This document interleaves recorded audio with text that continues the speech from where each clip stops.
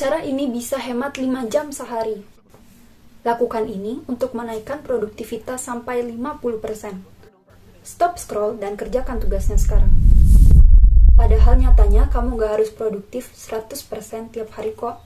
Mungkin hari ini kamu ingin prioritasin hari untuk jalan-jalan, ketemu teman, atau main games.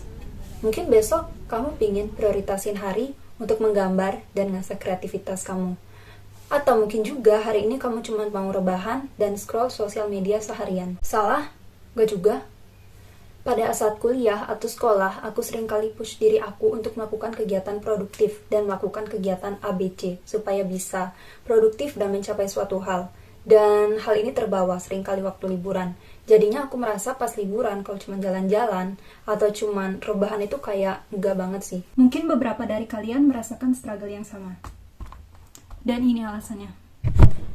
Aku sering mikir, kok bisa ya orang itu diundang ke acara bergengsi, achieve hal keren, atau dapat uang banyak banget.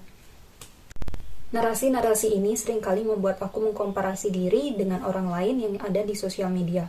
Aku tahu dan sadar 100% kalau misal hal yang ada di sosial media itu bisa aja fake dan gak mungkin orang menunjukkan 100% struggle-nya di depan semua orang. Tapi tetap aja, aku seringkali merasa insecure karena mengkomparasi diri dan merasa aku harus melakukan banyak kegiatan supaya fit atau sesuai dengan standar di zaman sekarang.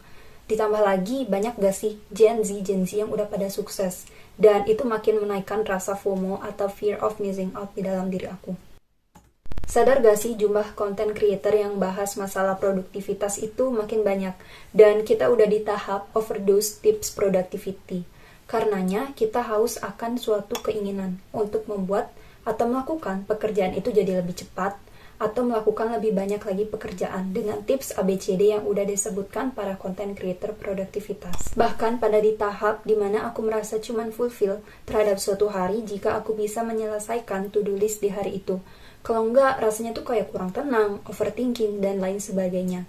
Ini mungkin bisa lebih toksik lagi kalau kita udah mulai menyepelekan perhatian dari orang yang memang perhatian kepada kita. Misalnya keluarga, teman, sahabat, atau mungkin pasangan. Pada intinya sih jadi makin selfish.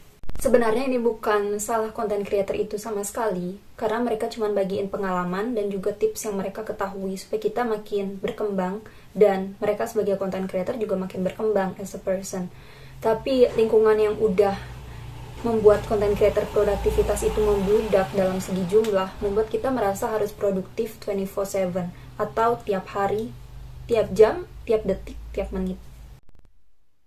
Saat ada di fase banyak kerja atau banyak belajar, yang sering aku pikirin adalah gimana sih caranya aku bisa menyelesaikan pekerjaan ini dengan cepat dan pada intinya selesailah. Hal itu membuat aku atau mungkin kamu seringkali melupakan dan menyepelekan banyak hobi yang bisa dilakukan supaya hari-hari bisa makin berwarna, atau banyak peluang keren yang bisa dilakukan dan dicapai untuk membuat dunia itu makin seru. Yang lebih baik adalah liburan kita itu beneran dipakai untuk melakukan kegiatan yang bisa mengeksplor diri kita lebih jauh dan lebih luas lagi, dengan menambah warna-warna baru di hidup kita. Dan mungkin hal ini bisa membuat kita lebih aware terhadap aktivitas yang biasa kita lakukan pas masa kerja atau kuliah, sehingga kita nantinya bisa lebih produktif dan lebih efisien dalam mengerjakan suatu hal. Ya, pada intinya sih semua perlu keseimbangan. Arti produktif untuk sukses gak melulu soal seberapa banyak, lama, atau seberapa efisien kerjamu. Mungkin juga itu tentang seberapa menyenangkannya proses produktivitas atau kerjamu, dan seberapa bermanfaat hal itu untuk orang lain.